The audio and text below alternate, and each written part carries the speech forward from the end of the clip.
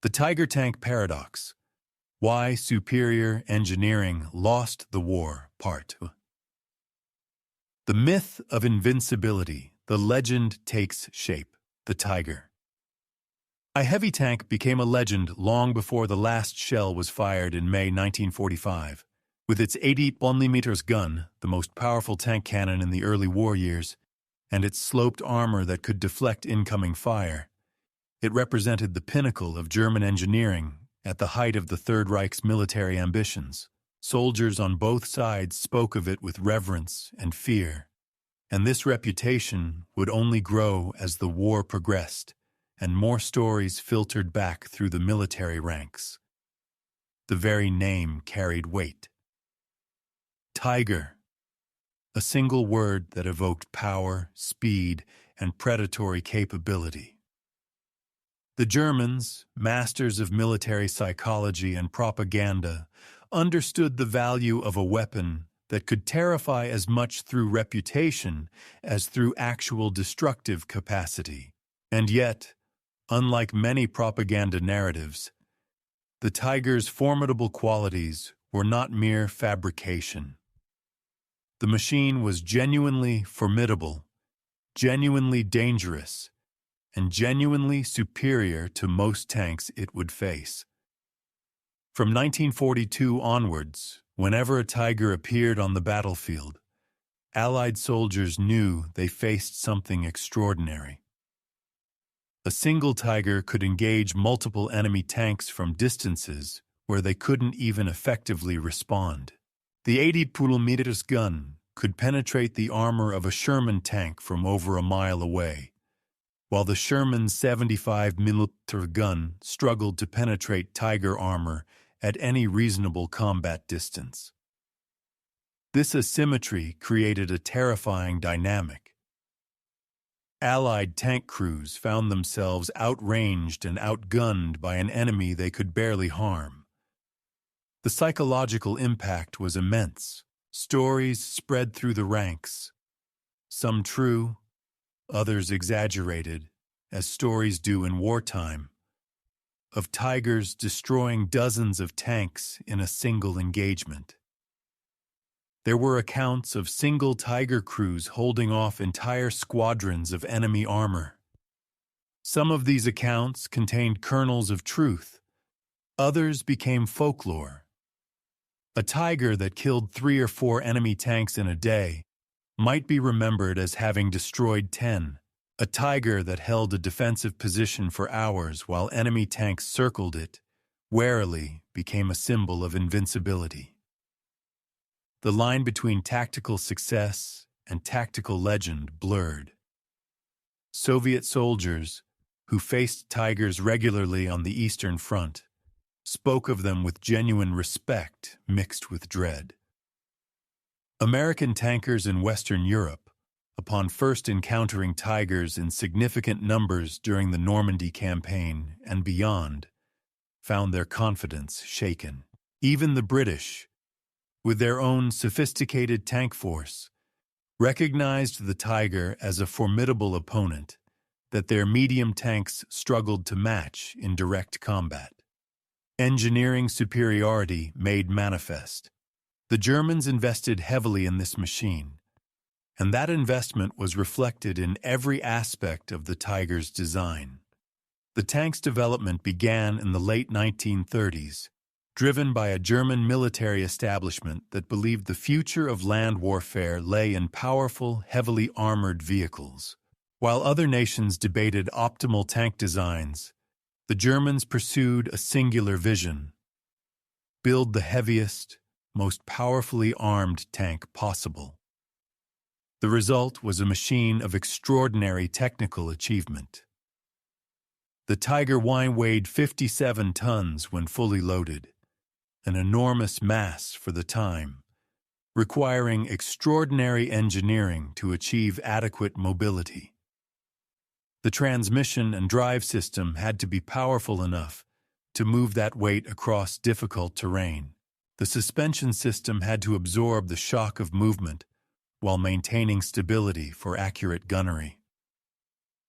The engine, a 12-cylinder Maybach liquid-cooled engine producing 700 horsepower, had to provide sufficient power without consuming fuel at unsustainable rates. The armor protection was revolutionary. Rather than vertical armor plates, the standard approach at the time, the Tiger featured sloped armor on critical surfaces. This sloped design provided greater effective protection because incoming projectiles would strike at an angle, with a higher likelihood of deflection rather than penetration. The hull was well-shaped, with minimal protrusions that could serve as shot traps. The turret was rounded and robust, capable of withstanding hits from most contemporary anti-tank weapons. But the crowning achievement was the armament. The 80-mm gun was not originally designed for tank use. It began life as an anti-aircraft weapon. However, German designers recognized that this powerful gun could be adapted for tank combat. Mounted in the Tiger's turret, the 80-mm became the most formidable tank gun in existence in 1942. It could penetrate armor at ranges that would be considered combat effective throughout most of the war. It was accurate, powerful, and capable of engaging targets that enemy tanks couldn't even effectively respond to. The Germans also paid extraordinary attention to the details of the design. The gun had a powerful recoil system that allowed it to be fired repeatedly without destabilizing the tank. The turret had excellent gearing that made it relatively easy to traverse despite the tank's massive weight. The internal arrangement of the hull provided good working conditions for the crew, with adequate space and ventilation. The German engineering philosophy, build it right, build it strong, build it to last, was evident in every component. The psychology of superiority. More than a mere collection of superior specifications, the Tiger represented something that transcended technical metrics. It represented the idea of German superiority at a moment when Germany still believed it could win the war through technological advancement and military innovation. German tankers who crewed Tigers carried with them the confidence that came from operating the most formidable tank in existence. They trained extensively, learned their machine's capabilities intimately, and developed tactics that maximized the Tiger's strengths while minimizing its weaknesses. This combination of technical superiority and psychological confidence created a potent force. A Tiger crew that had learned to work together, that understood their machine's effective range and accuracy, that could position themselves advantageously, could indeed destroy multiple lighter tanks in a single engagement. Veterans on both sides attested to this. Tiger crews were often well-trained, often composed of experienced soldiers who had learned their trade through years of warfare. And so the legend grew. In 1943, when Tigers first appeared in significant numbers on the Eastern Front, Soviet tank forces found themselves facing a qualitative leap in enemy capability. The T-34, which had been a revolutionary and dominant tank when it appeared in 1941, suddenly found itself in a more ambiguous position. A T-34 might be faster and more maneuverable than a Tiger, but in a head-to-head tank engagement, the odds favored the German machine. In North Africa, where German armor faced British tanks, the Tiger's reputation was similarly established. When Tigers arrived in Tunisia in late 1942, British tankers found themselves facing armor that their available weapons couldn't effectively penetrate. The Tiger earned itself a fearsome reputation that would persist long after the war ended. The symbol of German power. By 1943, the Tiger had become more than just a weapon. It had become a symbol of German military capability. German propaganda made full use of this. Photographs of tigers appeared in German newspapers and newsreels. Soldiers' letters home spoke of encounters with these magnificent machines. German military officers cited the Tiger as evidence of German technological superiority, proof that Germany's engineering prowess would ultimately determine the outcome of the war. Hitler himself took a particular interest in the Tiger. The Führer was known for his enthusiasm for superweapons and prestige projects. The Tiger represented exactly the sort of technological marvel that appealed to him: expensive, exclusive, and powerful. Hitler believed that Germany's advantages lay in producing superior weapons, rather than in producing weapons in superior quantities. The Tiger seemed to validate this belief. German military planners pointed to the Tiger as evidence that quality could overcome quantity. Yes, the Soviets produced more tanks, but German tanks were better. Yes, the Americans had greater industrial capacity, but German engineering was superior. The Tiger embodied this philosophy perfectly. It was precisely the kind of weapon that seemed to justify the German strategic approach of pursuing technological excellence rather than industrial mass production. Cracks in the facade. Yet even as the Tiger's reputation reached its zenith, knowledgeable observers within the German military apparatus were beginning to recognize that the situation was more complicated than propaganda suggested. The Tiger was not without limitations, and these limitations would become increasingly apparent as the war progressed. The tank's weight was both a blessing and a curse. Yes, the weight allowed for heavier armor and more powerful firepower, but it also meant the Tiger was slow. Maximum speed was only around 38 kilometers per hour on roads and significantly less in cross-country movement. More critically, the weight stressed the mechanical systems severely. Transmissions wore out. Engines demanded extensive maintenance, and fuel consumption was prodigious. The complexity of the design meant that maintaining a Tiger required skilled mechanics and access to specialized parts. If something broke deep within the transmission or engine, the repairs could only be undertaken by the most skilled technicians. Many of the components were handcrafted or required extensive machining. They couldn't simply be replaced with stock parts from the supply depot. Furthermore, the Tiger's design reflected an assumption about warfare that was becoming outdated. The tank was optimized for direct tank-on-tank combat, for engaging enemy armor head-on at relatively close range. But warfare was becoming increasingly complex. The Allies were developing better coordination between tanks, infantry, and artillery.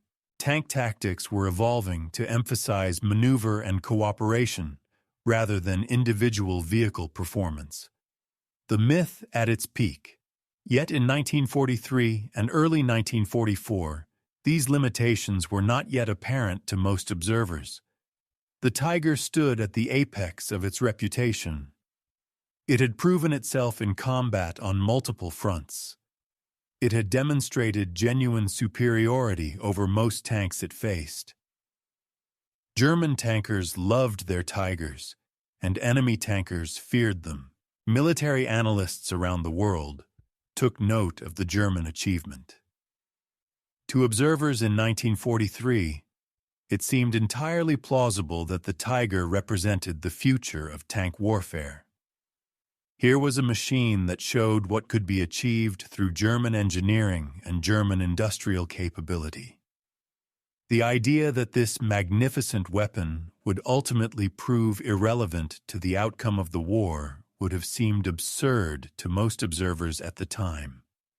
And yet, that is exactly what would happen.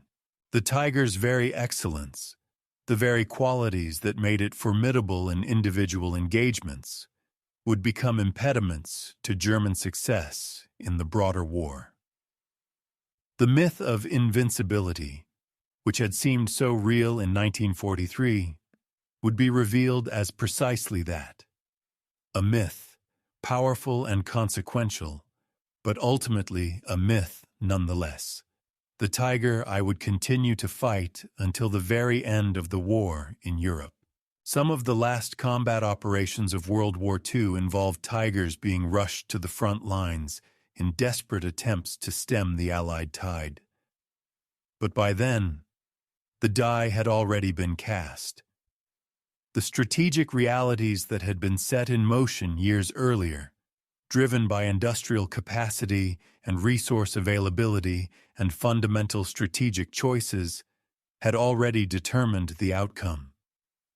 The tiger could not change them, no matter how formidable it was in individual combat. Part 2. The Strategic Miscalculation. The Philosophy of Superiority. The Tiger's development reflected a deeper and more fundamental flaw in German military thinking that would have consequences far beyond the realm of tank design. Rather than pursuing a strategy of producing large numbers of adequately capable tanks that could fulfill the basic requirements of armored warfare while being manufactured in sufficient quantities to sustain losses, the German military establishment pursued a radically different philosophy. They chose instead to build fewer, heavier, more heavily armed, more heavily armored machines. The Tiger embodied this philosophy perfectly, representing everything the German High Command believed about the nature of future warfare. But this philosophy came at a catastrophic cost.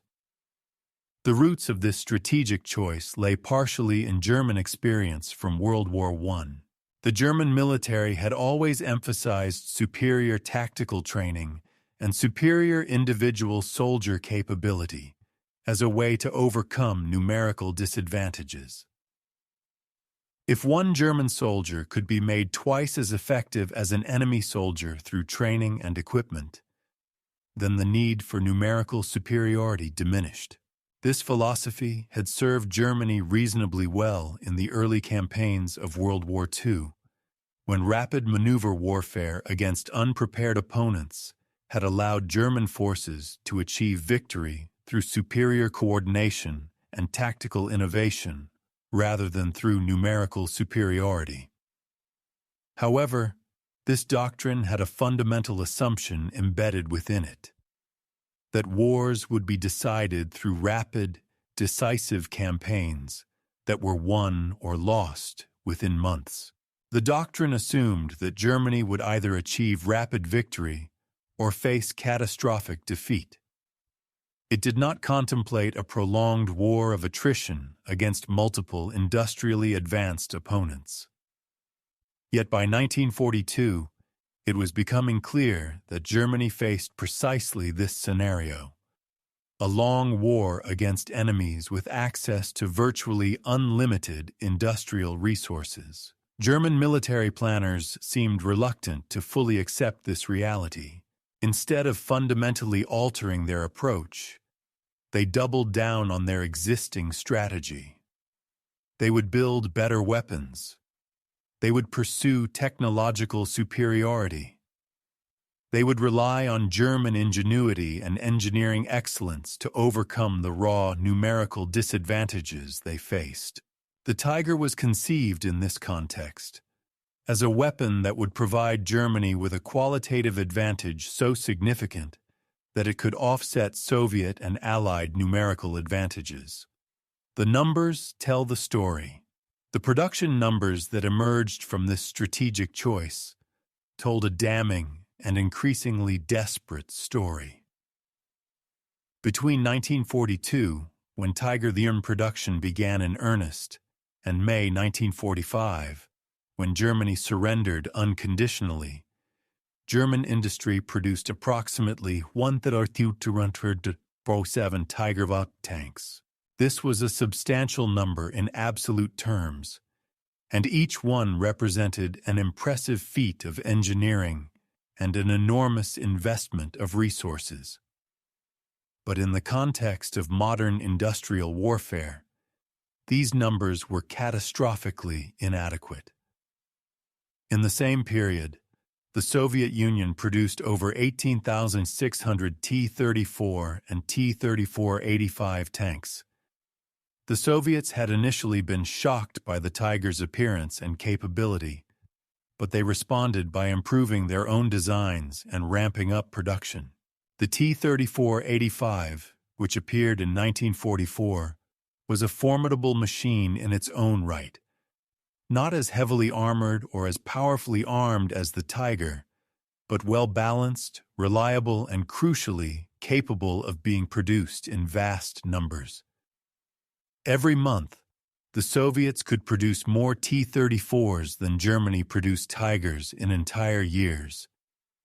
The United States manufactured more than 49,000 Sherman tanks in numerous variants across various production facilities between 1942 and 1945.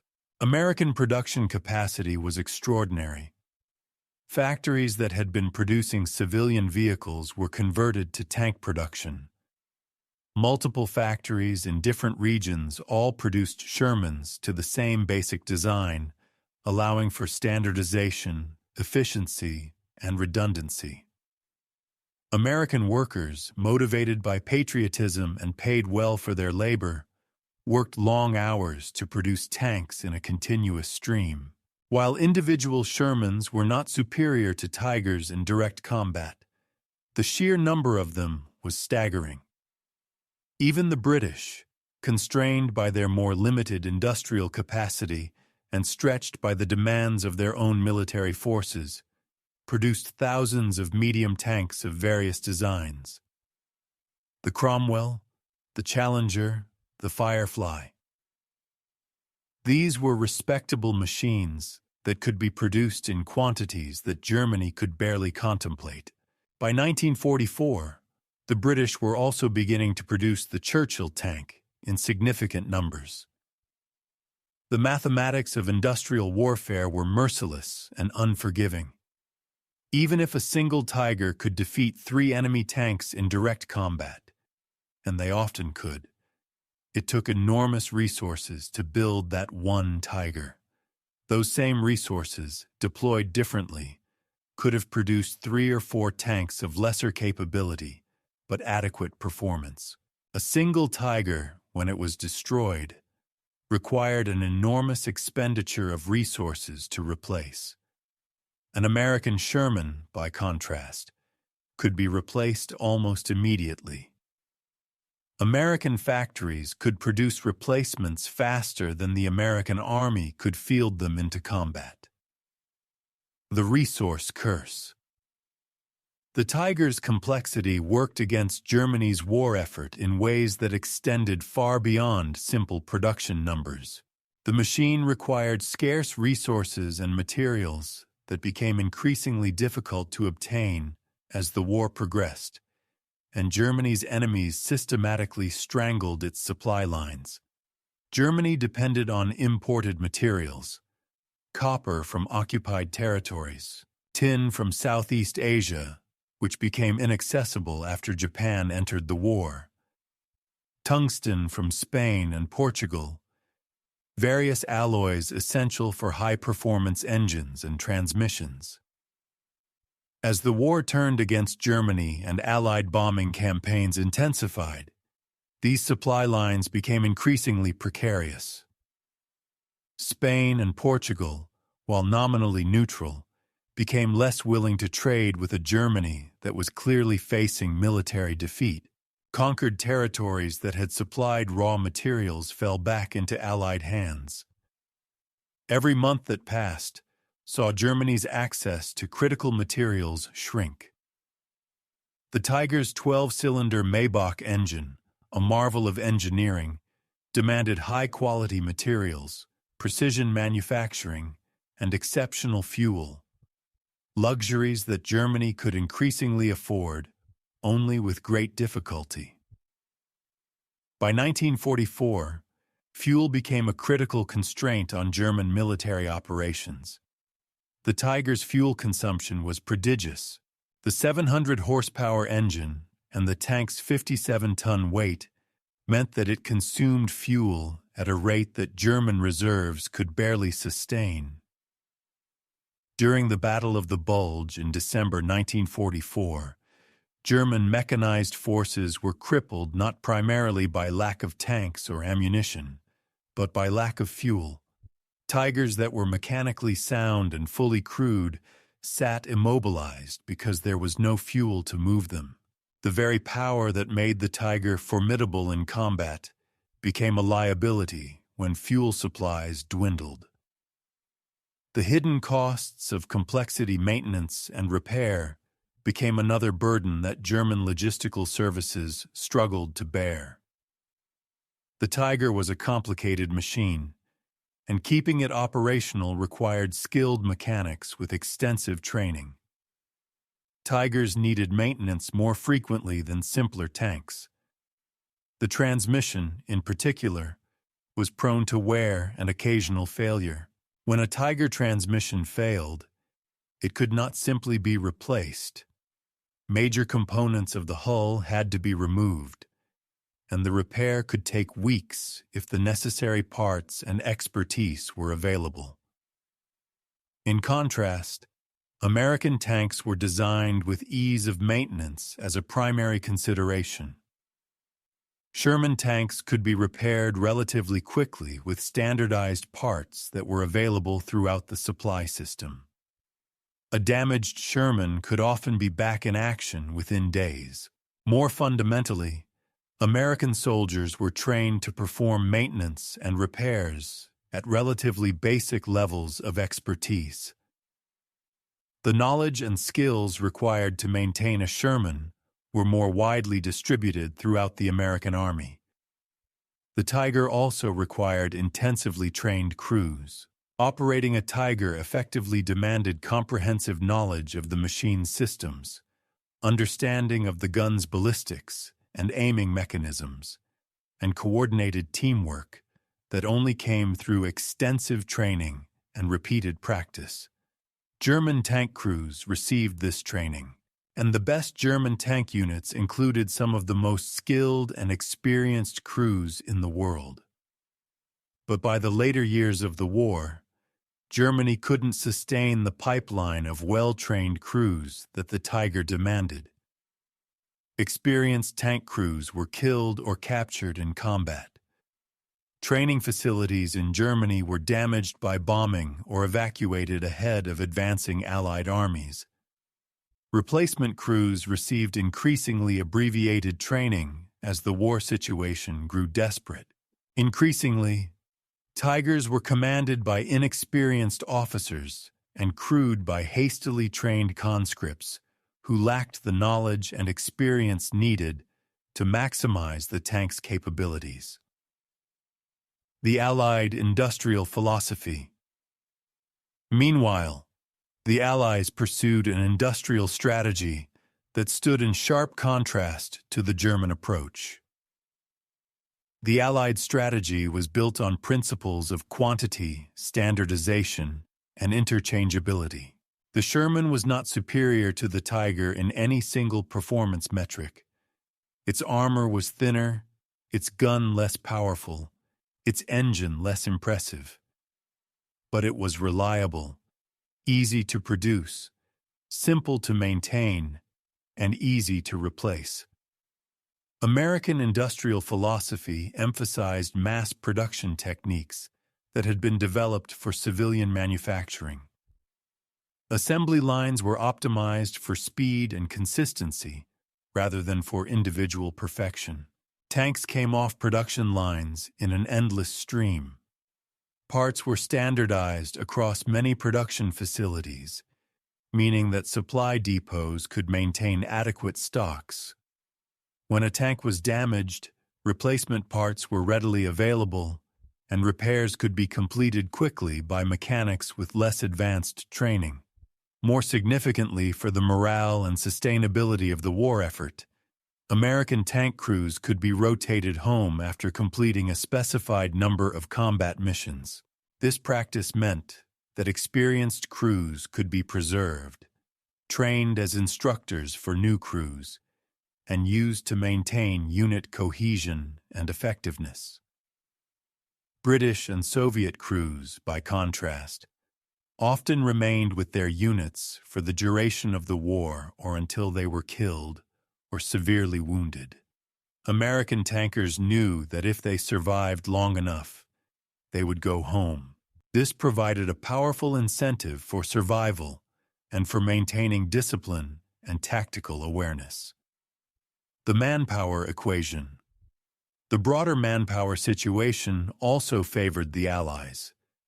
The United States could afford to lose thousands of tanks because it had the industrial capacity to replace them and the manpower to crew them. American tankers knew that if their tank was knocked out, they would likely be recovered, treated for wounds if necessary, and then reassigned to a new tank. The psychological impact of this knowledge was significant. Germany, by contrast, was facing an increasingly desperate manpower situation. As the war progressed, German tank crews killed or captured could not be easily replaced. Manpower had to be drawn from increasingly marginal population groups: older men, younger men, men with medical issues that would have disqualified them in earlier years. The result was a steady decline in the quality and experience level of German tank crews as a whole, even as the quality of individual Tigers remained high. The question of obsolescence. Another factor that German planners had underestimated was how quickly tank design could advance. The Tiger I was introduced in 1942-1943, and for several years it enjoyed a qualitative advantage over most tanks it faced. But by 1944, new tanks were appearing. The Soviet T-34-85, the American 76mm armed Sherman, the British Firefly with its 17-pounder gun. These new tanks were not individually equal to the Tiger, but they represented significant improvements over their predecessors.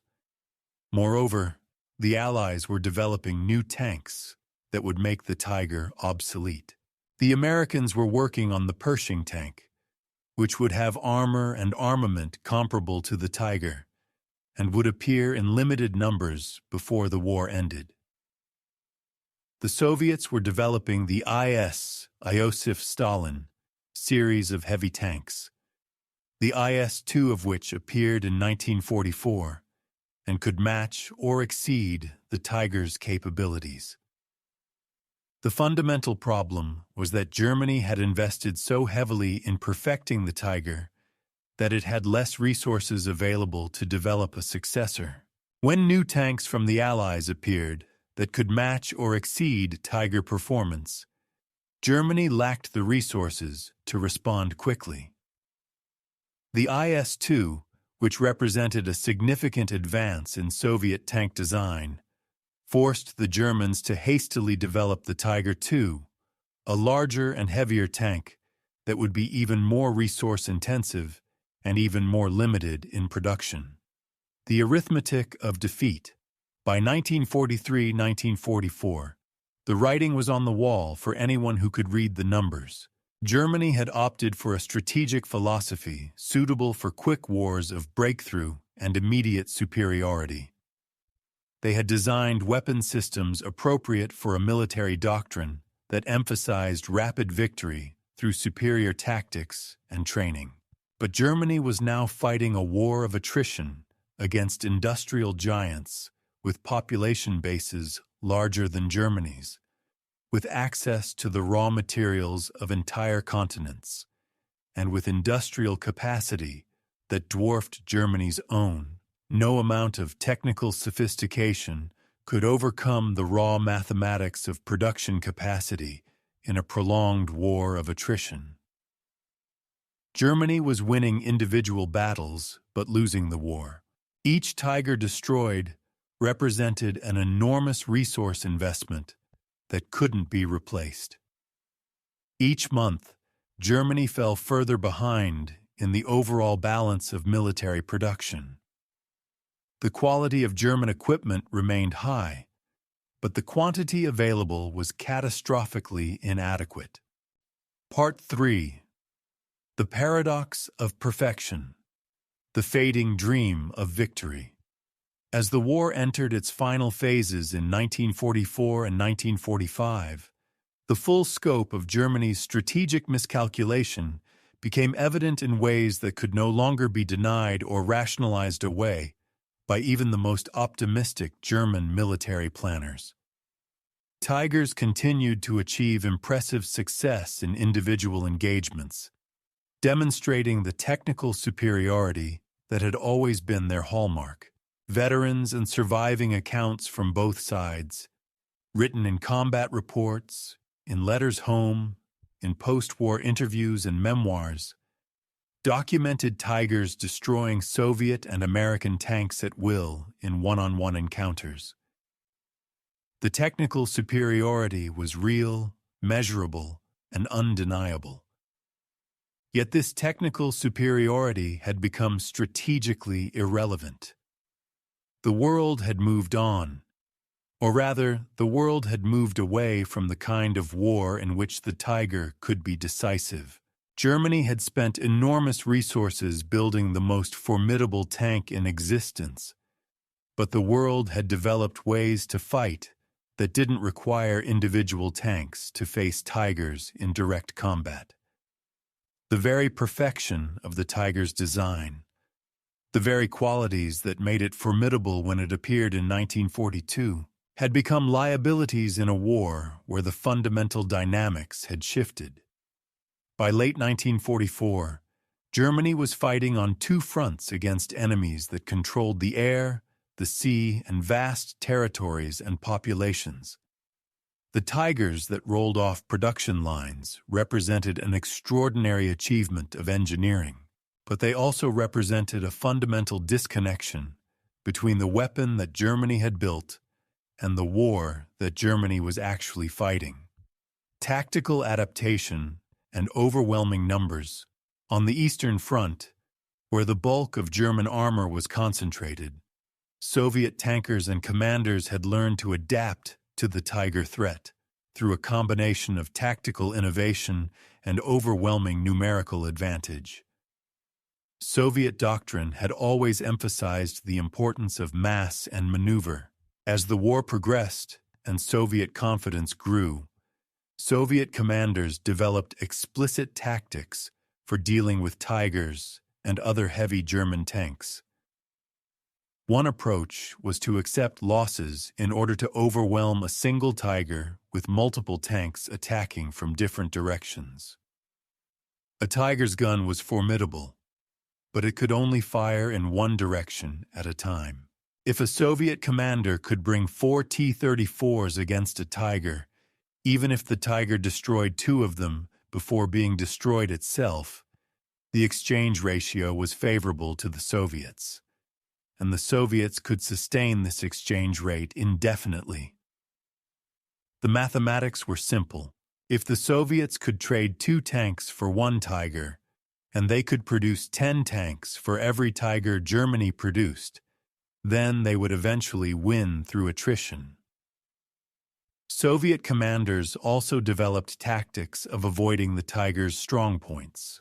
Rather than engaging Tigers at long range where the 80mm gun's superior ballistics and accuracy provided maximum advantage, Soviet tactics emphasized close-range assault, using terrain to mask approach, employing anti-tank guns in coordinated ambushes, and using shock tactics with infantry and tanks combined to overwhelm German defensive positions. These tactics required courage and discipline, and they exacted a price in Soviet casualties. But the Soviets had manpower, and they had production capacity.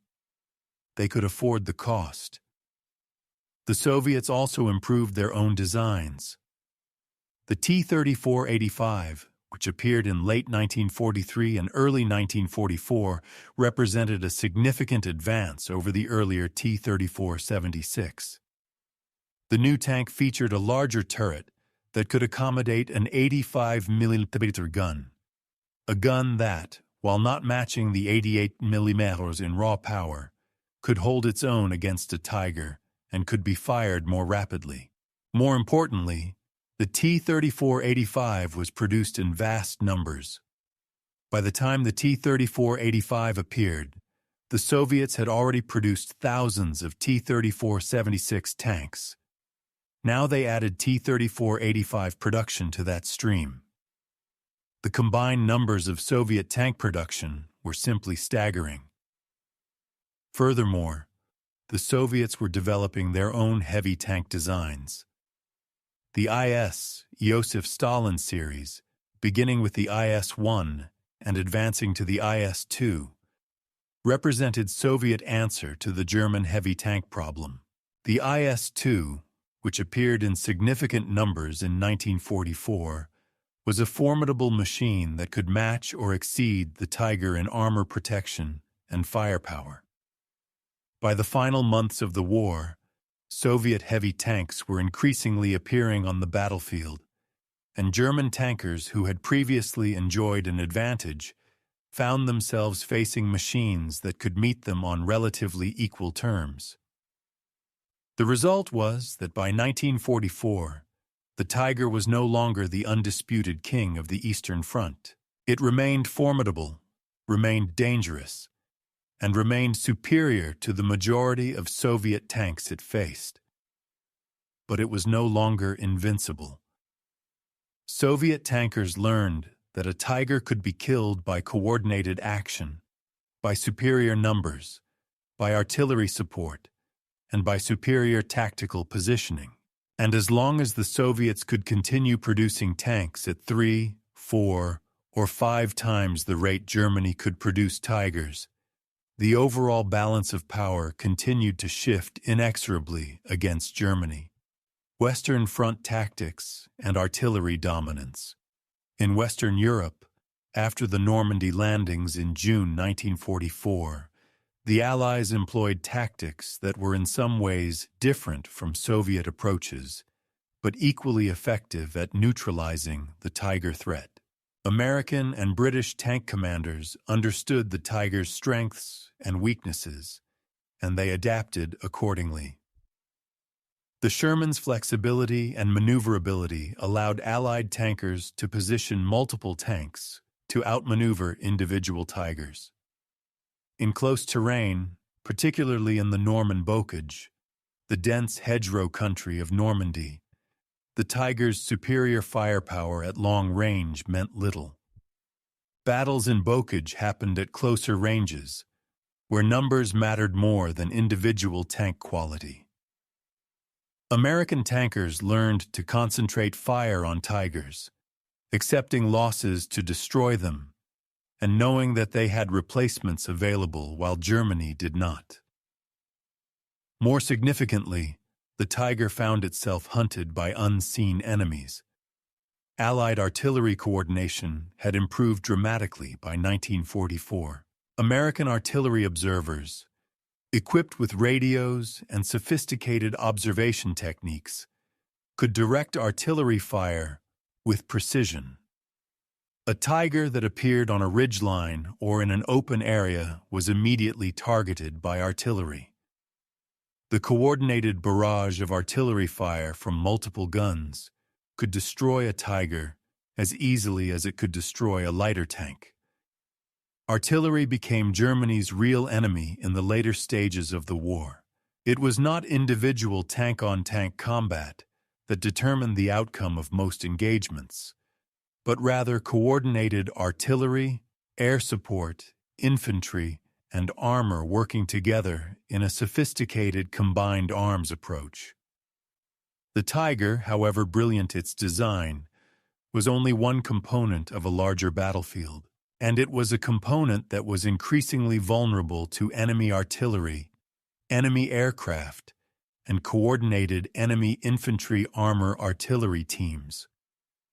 The Allies also employed the Firefly, a British tank mounting a 17-pounder gun that was roughly equivalent in firepower to the Tiger's 82 mm gun. While produced in much smaller numbers than the Sherman, Fireflies could stand up to Tigers in direct combat and provide a counter to German armor. The Firefly wasn't as good overall as a Tiger, but it was good enough. And there were enough of them to tip the balance. The problem of crew quality and training. As the war continued, the effectiveness of Tiger crews declined. Not because the crews were inherently inferior to earlier German tankers, but because the attrition of experience could not be replaced. Germany's best tank crews, the experienced veterans who had fought for years, were gradually killed, captured, or wounded, and evacuated. The replacements who came to cruise them were increasingly young soldiers with minimal training, often drafted into the Wehrmacht as the manpower situation grew desperate. In contrast, American tankers who survived long enough could be rotated home and replaced by new crews, but the rotation policy meant that the most experienced American tankers were preserved and could be trained as instructors for new units. Soviet tankers, while not rotating home, accumulated experience through continuous service. By 1944, the average Soviet tank crew had more combat experience than the average German tank crew, despite Germany's earlier advantages in this regard. This meant that Tigers, increasingly crewed by inexperienced personnel, were less effective than they might have been. A Tiger crewed by experienced tankers who understood the machine intimately and who could coordinate perfectly could be devastatingly effective. A Tiger crewed by hastily trained conscripts who were unfamiliar with the equipment was merely a very good tank. And even a merely very good tank is no match for coordinated enemy action by multiple opponents. The broader strategic context, more fundamentally, by 1944-1945, Germany's overall resource and manpower situation had become dire in ways that made individual weapon systems almost irrelevant. Germany faced enemies who controlled the air, who could range bombers deep into German territory at will, who controlled the sea and all global trade routes, who had access to the raw materials of entire continents, and whose industrial production was increasing even as Germany's was declining. The Tiger, however brilliant its design, could not produce fuel when refineries were burning. It could not fight when the crews driving it were exhausted, poorly trained, and often hungry. It could not survive when it was one tank against a coordinated battalion of enemies with unlimited replacements waiting behind the lines. It could not defend Germany when German cities were being flattened by Allied bombing and German soldiers were dying by the hundreds of thousands on multiple fronts. By December 1944, when Germany made its last major offensive effort in the Battle of the Bulge, the fundamental limitations of the Tiger as a strategic weapon became painfully apparent. German panzer divisions were equipped with Tigers and other tanks, but they were crippled by lack of fuel.